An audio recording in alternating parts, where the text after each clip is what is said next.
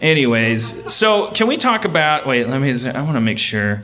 Okay, yeah. Well, what's with the new? Okay, so like, you guys ever like? You take a rideshare service, like, I guess I'm going to expose myself as like, yeah, I've lapsed back into Ubers. Well, why'd that happen? Did you try Lyft and not like it? Yeah, I like to charge my phone. Lyfts, you can charge your phone? No. How many Lyfts did you take to prove that? I don't know, like 4 or 5. There had to be some reason. I don't know. I think a lot of Lyft drivers have little phone chargers in there. There was a guy who made me take my foot off his seat, like, which I thought was so weird because it was a Lyft and not an Uber. It was like a fucking Acura or something, and he was like, "Could you lower your foot from my seat?" And I was like, "Why was your foot was like you're crossing your leg and it was touching I like the back?" sit on my foot, you know, like kind of sometimes. Isn't that really uncomfortable? No, I mean, I think it's okay. just I think I'm compensating maybe for like 40 years of a wallet. I don't know.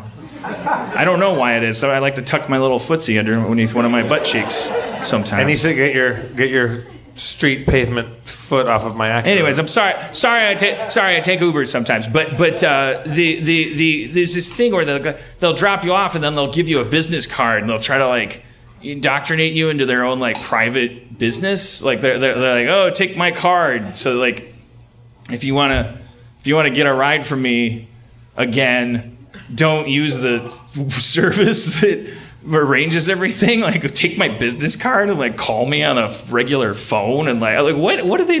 How is that going to take off? I never experienced that. You don't. It seems like everyone's doing that now. They drop you off and then they go, by the way, here, take my card. If you want to get picked up, like, take my card. Like, why would I? There's an app that, and I was like, well, I'm gonna make this guy's day. He dropped me off at the shitty British restaurant here in Burbank, and he was like, hey, remember me? I was that guy that gave you that card. I'm like, oh yeah. Do you have another card? Because this time actually this might work because I'm gonna eat here and then I'm gonna just be driving a couple of blocks over to the Starburns Castle. And he's like, oh, that makes no sense for me. Okay, so it's based on logic? Then don't give me a business card when I've met you through a hologram. Don't ever give anybody a business card. I've never, ever used one. It's basically just things to go in my trash can. Yeah. I don't call them. I've never needed one. I've never wanted one. They have a whole culture based on them in Japan, you know. Is that right? Maybe not still. I don't know.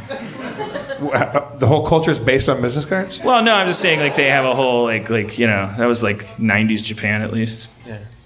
When I was learning Japanese in Marquette University, they were explaining the whole business card. You studied Japanese at Marquette? For like a semester. Nihongo chotto hanashimasu.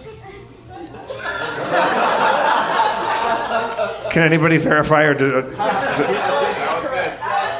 Oh yeah? That's correct. All right. Well, there's a lot of white Japanese people here. I think we got a lot of anime fans in our. What did you say? Just for my own curiosity. I speak a little Japanese, which is not true. I can only say that. That's technically true. Biru o nomimashou ka? Should we drink beer? Remember that one too? How do you say yes? Hi.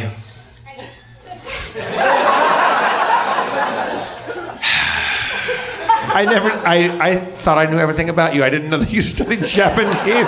What was the end game on that one?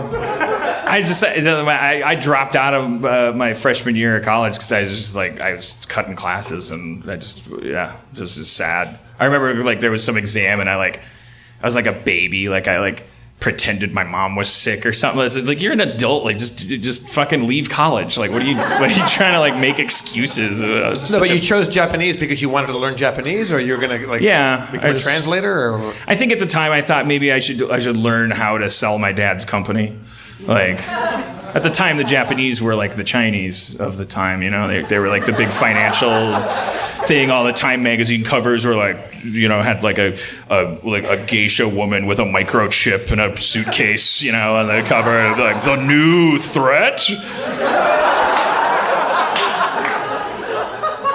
Land of the rising NASDAQ.